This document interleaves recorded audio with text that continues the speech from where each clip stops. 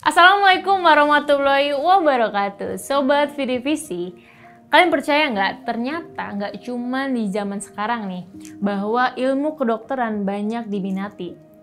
Pasti setiap anak kecil kalau ditanya tentang cita-citanya, pasti pada menjawab pengen jadi dokter. Nah, tapi tahukah kalian bahwa ternyata sejak zaman dulu terdapat 5 tokoh ilmuwan muslim yang karyanya sangat berpengaruh di bidang kedokteran. Kira-kira siapa sajakah 5 tokoh ilmuwan muslim itu? Simak kisah selengkapnya hanya di Muslimpedia.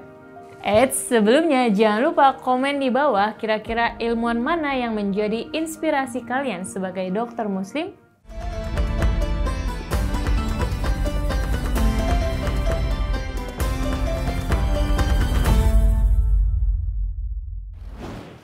Sejak zaman Rasulullah SAW, ilmu kedokteran merupakan ilmu yang cukup populer dan paling dikembangkan.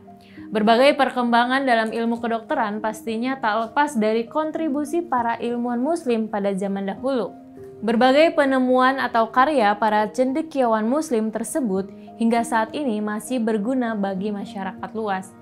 Berikut 5 ilmuwan muslim yang paling berpengaruh karyanya di bidang kedokteran, di mana karyanya masih bisa kita rasakan sampai saat ini. Yang pertama, Ibnu Sina. Bagi kamu pegiat dunia kedokteran, mungkin kamu sudah tak asing lagi dengan sosok Ibnu Sina.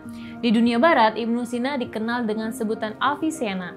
Dia merupakan seorang filsuf sekaligus dokter yang lahir di Persia, atau sekarang lebih dikenal dengan Iran. Dia berhasil menciptakan setidaknya 450 buku. Masya Allah, banyak banget ya Sobat Vidivisi. Dan kebanyakannya bukunya berkaitan dengan ilmu kedokteran.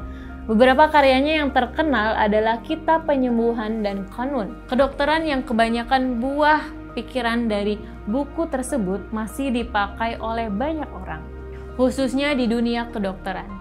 Dia juga gemar menulis puisi dengan karyanya yang paling populer ialah Al-Urjuzah fi At-Tib dan Al-Qasidah Al-Mudawiyah. Lalu yang kedua ada Muhammad bin Zakaria Ar-Razi.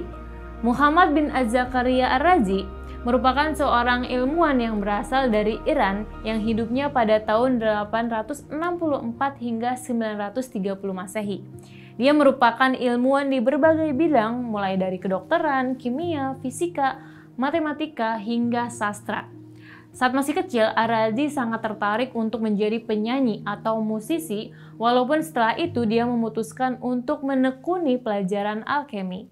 Pada umurnya yang ke-30, Ar-Razi memutuskan untuk berhenti menekuni bidang alkemi karena berbagai eksperimen yang dilakukannya membuat matanya menjadi cacat. Lalu dia mencari dokter yang bisa menyembuhkan matanya, dan hal tersebut merupakan awal mula dirinya mempelajari ilmu kedokteran. Bagi yang belum tahu, Ar-Razi merupakan pelopor keilmuan bedah saraf dan bedah mata. Dia juga gemar menulis berbagai buku, termasuk di bidang kedokteran dengan beberapa karyanya yang berjudul Keraguan pada Galen dan Penyakit pada Anak. Lalu yang ketiga ada Abul Qasim Az-Zahwari. Abul Qasim Az-Zahwari merupakan seorang pakar di bidang kedokteran pada masa Islam abad pertengahan. Dia mempunyai beberapa sebutan lain seperti Abul Qasis dan Bapak Operasi Modern.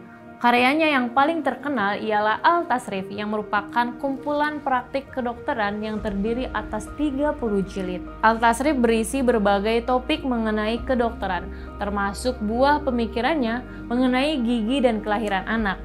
Buku ini berhasil diterjemahkan ke bahasa Latin pada abad ke-12 dan menjadi sumber utama bagi keilmuan bidang kedokteran di benua Eropa sana.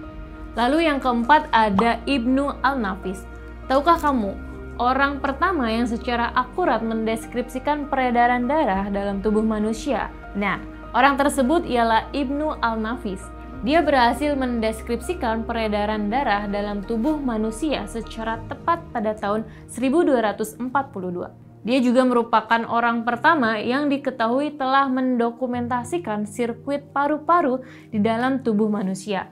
Alhasil, dia berhasil menerangkan secara akurat mengenai paru-paru beserta gambaran tentang saluran pernapasan dan juga interaksi antara saluran udara dengan darah di tubuh manusia.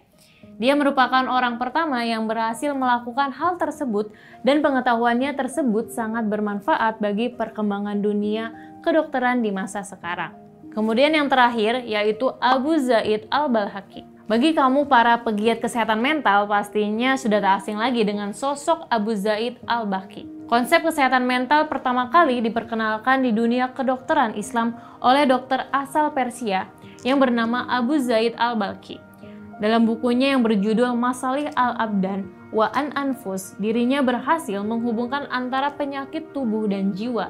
Al-Balhaqi mengelompokkan penyakit saraf dalam 4 gangguan kondisi mental atau kejiwaan, yaitu ketakutan dan kegelisahan, amarah, kesedihan dan depresi, serta obsesi atau gangguan pikiran.